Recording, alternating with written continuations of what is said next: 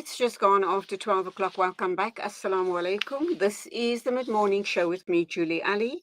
And we are now going to talk with Zyboonisa Moola Adams. She is the Thousand Women Ambassador, coach, mentor, counselor, and safe space individual.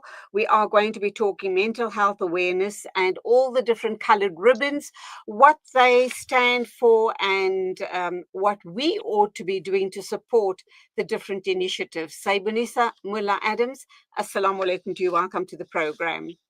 Wa alaikum salam to you and to the listeners. Shukran for having me. I'm very excited to have this conversation and I'd like to begin it with appreciation and gratitude for having an opportunity to make a difference and bring awareness to these three initiatives. Alhamdulillah, Alhamdulillah. Wonderful to talk with you once again. I do remember having a discussion with you a little while ago, and it's great to have you That's back correct. on Salam Media. So let's talk about, we're going to touch on mental health awareness, which is the green ribbon. We're going to Yes. talk breast cancer awareness, which is the pink ribbon. And we'll also talk about violence awareness, which is the purple ribbon. And you are, of course, the Thousand Women Ambassador. So I hand over to you. Shukran for that. I think, this month is very important because we're experiencing three initiatives that impact our lives so significantly. When we talk about the ribbons, we talk about the pink one for breast cancer awareness, we talk about the green one for mental health awareness, and then we talk about the critical one, which is domestic violence awareness. So, being an ambassador and a person that deals with coaching and counseling, I find that, in terms of focusing on all these initiatives together, it brings a holistic balance to your life as a person. And these things all affect each other, spiritually, emotionally, physically. We have to work with these things. And the more awareness we bring to the different campaigns, more involvement and the more interaction people will have. Because a lot of these issues require people to be more compassionate, give more love, more understanding, and support to the individuals that are affected by these different things. So, Zaibunisa Mental Health Awareness Month has a personal significance for you. Why? I think for me, I think the biggest thing is that I live with an illness known as bipolar mood disorder, which is a mental illness. And I've been navigating it for the past 15 years. And what I found is that there's a lot of individuals that suffer in silence when it comes to mental health. And one of the biggest things is people don't realize that your mental health is just as important as your spiritual health and your physical health. And you have to give your mental health attention so you can live a balanced lifestyle. And there's a lot of stigma attached to it. And people that suffer from mental illnesses or go through mental challenges require spaces where they can be supportive and they need to know that it's okay that you're not okay and that there is help out there for you. Are you telling me that you personally suffer from the condition bipolar? That's correct. So I have bipolar disorder type 1. I was diagnosed in 2010. I've been navigating the illnesses together with the support of my family as well as support structures. So for me, when I talk about mental health, it's something that's really close to my heart. It's something that I live with and I work with. And the reason why I advocate for it is because I understand the journey and I know what is needed to help those move along in that situation. And I'm a personal testament that you can overcome mental challenges and mental illnesses. And you can change your life by taking certain steps to work with the situation or the illness as well. Subhanallah. I Mhm. truly am in deep respect for your current position. Despite the fact that you suffer from bipolar disorder, you have gone on, you haven't allowed that to be a barrier to entry in anything that you've been wanting to achieve. You are now the Thousand Women Ambassador. You're a coach, a mentor, and counselor. Despite being afflicted with bipolar, tell us, how did you do it? How did you, and what self talk did you give yourself to be able to kind of break through those barriers and have achieved so much in your life? For me, you have to have a positive mind look. So you have to keep yourself very much in a positive space of mind. So when you find yourself in a situation where you're feeling extremely overwhelmed, or you're going through difficulties, you have to remind yourself that there's something to be grateful for. And one important thing, I use this as an example a lot these days, is if you think about what the Palestinians are going through, what they are going through in Gaza, if you imagine yourself in that situation, what impact is it having on those people? And it's nothing, my bipolar is nothing compared to what they're experiencing. But it brings to the reality that, you can work with the illness by talking up, speaking to your family, getting support, looking at resources that can help you. So you find channels where you can join support groups, go for counseling, work with your illness. And also, what's very important is to be easier on yourself. You find that you've so overcome the illness that you experience or the situation that you forget that you're a human being. And just as much as you want others to be compassionate towards you and you want to be compassionate towards them, you don't do it for yourself. You seem to be hard on yourself. And to remember that we're human and we go through these things and there's a way to overcome it. All we have to do is focus positively and keep our energy in a healing space and having hope that things will get better. How old were you when you realized or you were told that you suffer from bipolar, and what it mean for you at that stage in your life? Because as I speak with you, you're a very positive, in control human being, and you are also in a workspace where you are helping heal other people. Mm. So when you were first diagnosed, what did it mean to you, and what was your kind of resolve, personal resolve, that does this mean I go into a corner and wait to die? Or what made you just decide, I'm going to get over this? I'm not going to let this get me down. Talk to us about all of those emotions and self-talk, and who was there at your side to help you the most to get you over? I was diagnosed when I was 27 years old. And at that point in time, I had no idea there was something called bipolar. It was a shock to my system. I became very emotional. I initially was drawn, and it took me a while, a few days, to process that I actually had this illness. And what made it hard is that it wasn't a physical illness, it was a mental one. And it takes a lot when you can't measure your pain or see that you have a fever or see that you have blood pressure problems, and that was a tough thing to work with. But for me, what I found is the internalization that it's there, that it's an illness just as much as diabetes and blood pressure. And it's something that if I work with it continuously, for example, going for counseling when need to, having my medication, sleeping on time, following a structure, and if I manage it the way I can in my own control, I'd be able to change the outcome because it was very difficult at the point because nobody knew about it. My family found it very difficult to accept, and we had to go through a lot of counseling. And with counseling, it started changing. By speaking up, talking about it, I'm now more vocal about my bipolar than what I was when I was initially diagnosed. And that journey has been such a beautiful journey for me because the way I felt then, I would not disclose. I was very silent about it because it was something that seemed to be judged and there's a lot of stigma attached to it. But what I found is that it's my life. That's the most important thing. It's my life and how I love it and the difference I make and the opportunity I take is going to determine the result and determines where I am.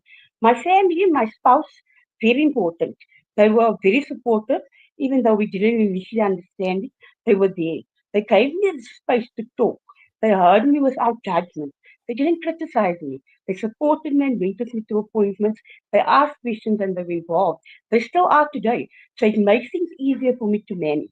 And not every day is perfect, especially when you have a mental health illness, and it's something that you have to work with consciously and with the intention that I'm the one that makes my life better.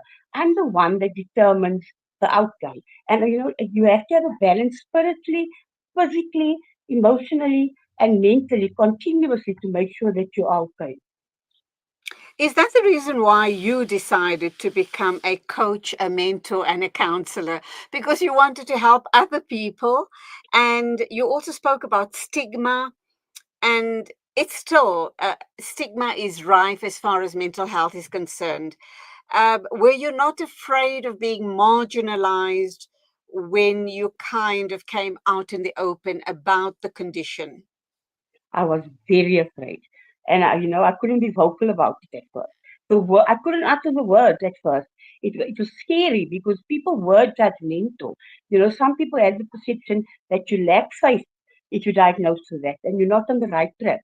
But for me, I am where I am because my intention was to make a difference, to help others, to give back to those that are in need, to be an example to others that no matter what your circumstances, no matter how tough the situation is, by standing and fighting and giving it your all, you can overcome anything, and your success story can be so much different. You feel so much different. And the difference that I can make is I can help others by showing them the path that I walk. Because now that I'm able to talk about it, they realize there's someone else with this illness that is not taking it as a disability, but rather an ability to make a difference and to do good. Because that's ultimately what we would like to do in life, I believe, as people. Absolutely, alhamdulillah for that. We're going for an ad break. When we come back, we're going to be talking about the other coloured ribbons for the month of October. But please don't go away.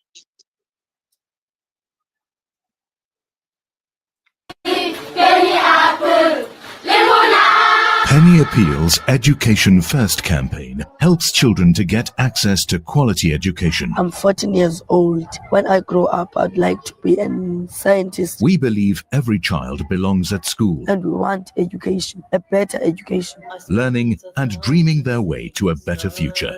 With your help, we can provide classrooms, desks, stationery packs, and school shoes. Help make these dreams a reality. Visit www.pennyappeal.org.za or call 031 1100 573. Penny Appeal. Small change, big difference. Shimmer, sparkle, captivate. Nothing less than a masterpiece. Droplets of gold inspires precious design. Platinum bursts with intricate freshness. And every pure diamond becomes more than just a girl's best friend. Voda Gold Gem Jewelers, where timeless dreams become a reality. Come to us. We tailor-make designer gold, platinum, and diamond jewelry. Trade in or remodel your old gold. Clad yourself with classy name-branded watches. We offer insurance valuation and freezer card calculation. Visit us at 534 Ridge Road, Overport, or call 031 208 9142. Voda Gold Gem Jewelers, manufacturers of fine gold and diamond jewelry. Valley's Motor Spares. We supply motor spares and accessories for all makes and models of motor cars, LDVs, bakkies, trucks, and earth-moving equipment. We deliver on time, every time. Please contact us via WhatsApp on 014-592-0925 or call 014-592-0925 or visit 28 Zenderling Street, Rustenburg. Remember the name, Valley's Motor Spares. You South African, of course. You anxious about the future. We've got you covered. Build on your wealth portfolio with Randry Jewelers Gold Coin Exchange. Visit us at 151 Stephen Dlamini Road, Musgrave, Durban, or call us on 031-202-4700 for more information. Randry Jewelers Gold Coin Exchange, your passport to gold investment. Dad, these Frymax chips are so tasty. Wow, that really takes me back. My dad bought me a Frymax chips every day after school. They were my favorite when I was your age as well. Quality is at the very heart of what we do, and that's why we ensure that every Frymax packet is filled with the beautiful goodness and flavor-packed taste that you've come to expect from us since 1982. Frymax, from generation to generation. It's a new beginning. It's a new era. Salam Media. Humanitarian journalism.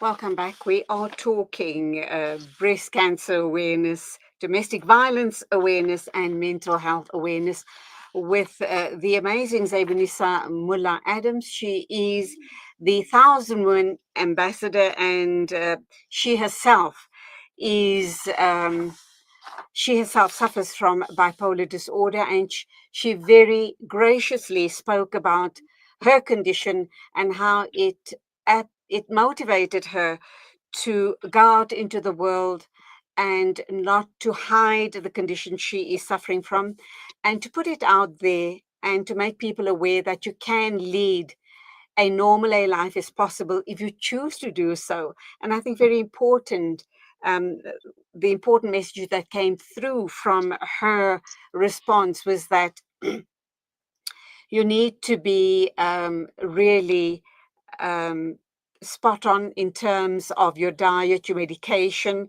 And I think be open about it. Don't be ashamed about the condition.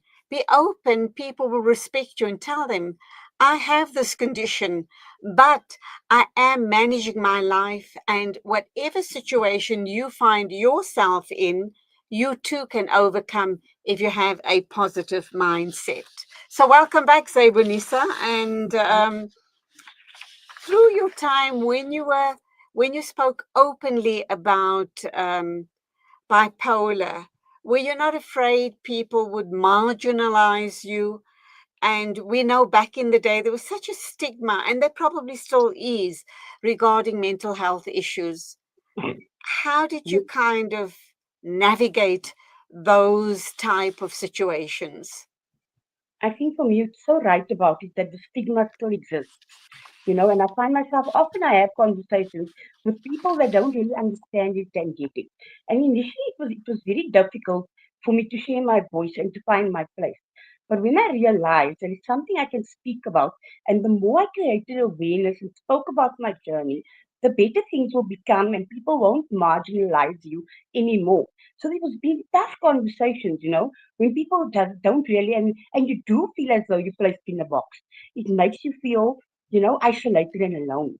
But when I found my voice and by speaking up and others start listening and I advocated in the right manner and I engaged those conversations head on, it started making my path easier.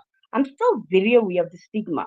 And the reason why I'm doing these interviews and working with awareness is to change that and to get people's mindset to shift away from the way they marginalize people.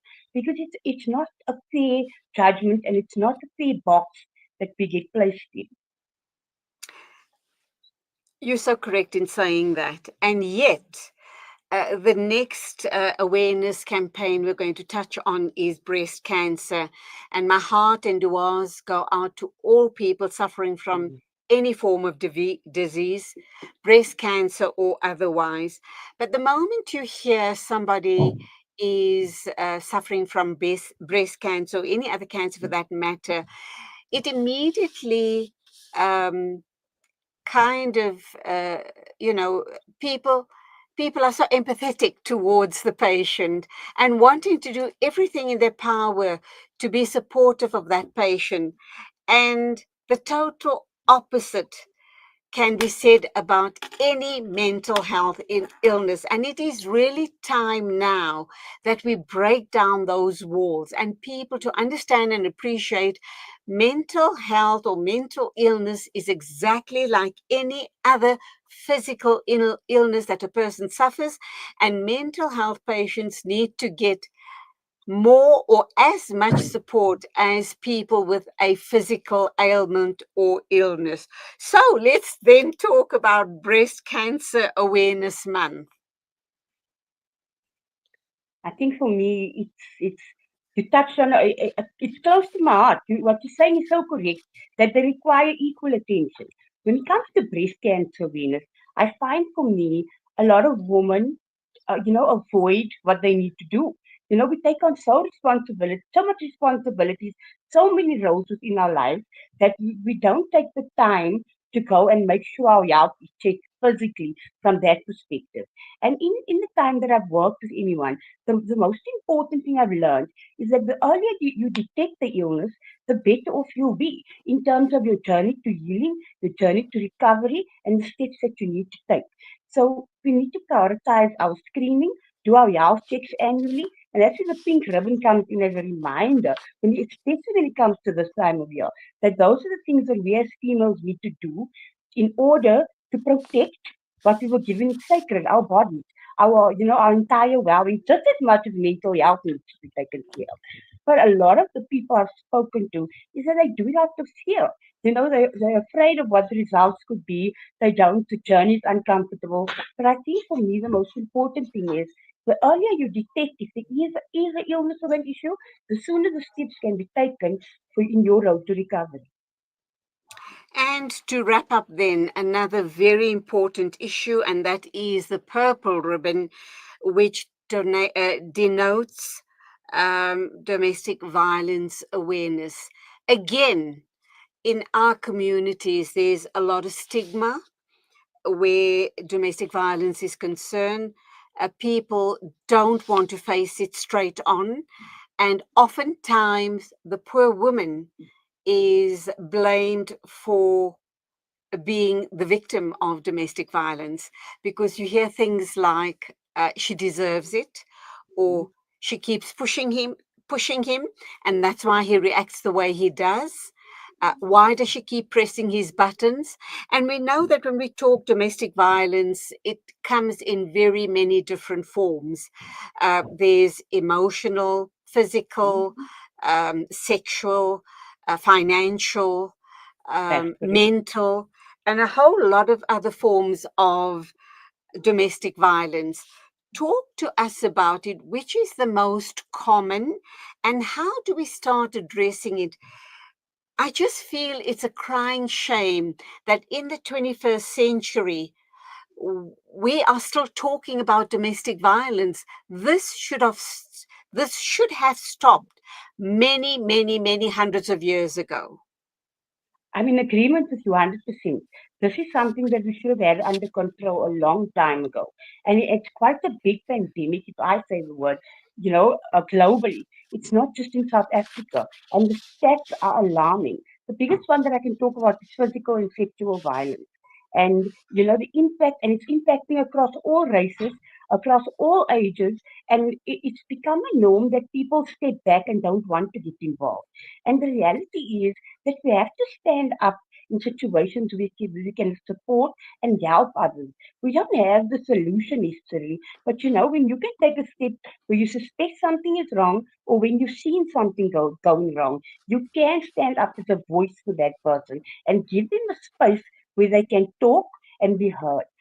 One of the most powerful things I can say to anyone going through violence, or being exposed to it, is that it's not your fault. You are not to blame, and you deserve better. And having the conversation about that is not forcing them to leave immediately, because it's not something you can do. It's a process. You have to take steps to get help, and that's where you get 1,000 Women, where we do a lot of support work to enable and help survivors get through the process. But we also need to, help people create a safety plan. Give them a number to call. Report it if you've seen something. Do something to help others. Because by having that voice, you don't know what situation you can prevent from getting worse. A lot of instances in the news, in the media, you find that someone was alerted, a neighbor overheard something that could have prevented a loss of life. But because we're too afraid to get involved, or we don't take a stand to help others, we lose that opportunity where life could have been saved. And sadly, too, I think we as a community are missing the point here, are we not? It's well and good for us to protect the victim and do everything in our power to get her to a place of safety, give her the necessary counseling and support, and for her to pick up the pieces and, get on with her life. What about the perpetrator? That is a very broken person. And if we don't help fix him, he's going to continue the abuse with multiple relationships, and he'll continue till the day he dies. So You we have a gap in our system. You're very right. You are 100% correct. And that's exactly what I find with all the cases that I've gone through, is that those conversations and situations don't happen and take place. We focus on the survivor that needs to come out, in the victim, we say in the beginning, and we lose focus on the perpetrator.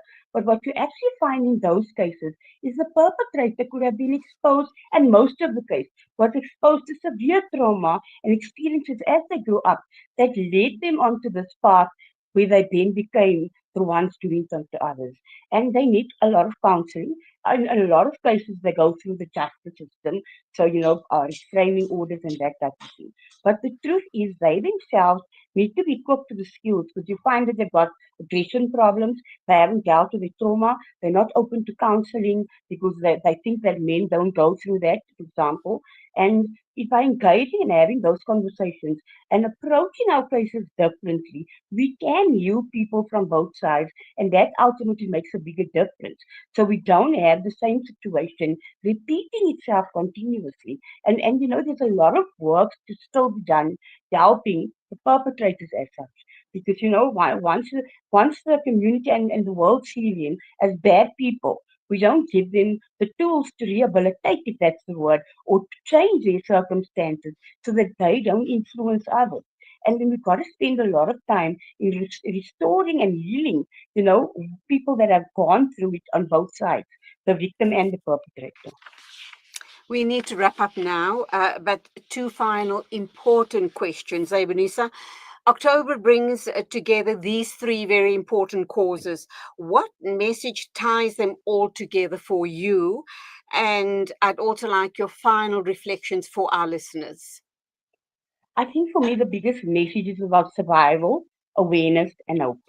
It's about overcoming the difficulties that you go through, overcoming the hardships, overcoming the illnesses by opening up, being there, and at the same time having compassion and empathy for others. And the biggest message is having hope. No matter what you're going through, be it the diagnosis of an illness, be it abuse, be it, coping with a mental illness, feeling suicidal, being depressed, if you take a step and you stand up and you express yourself and start talking. That's the first thing you can do to get yourself to a place of safety. And the most important thing is there is hope. You are not alone. There are many places, thousand women, peers, the people opposing women abuse. There's people like me that are there. We can be voices, we can be champions, we're able to support you. You are not alone. And if we all do it together, if we help others and be there for those with a heart of wanting to make a difference, we can change the way these things plan out in our society. Zyboonisa Moola Adams, thank you indeed. I salute you, and I see that you've reflected all three colors. You're wearing a pink top, you're wearing a purple scarf, and there's a green, a green cloth behind you. So, shukran for that. Lovely talking with you once again. Go well, and salaam Mm. alaikum to you. Alaikum salam and shukran for the opportunity. Absolute pleasure. It is 12:29. This is the Mid-Morning Show with me, Julie Ali, and our next guest is the Public Relations Manager for the SA Riding for the Disabled Association. So we do hope you're going to still stay with us for all of these amazing conversations on the Mid-Morning Show.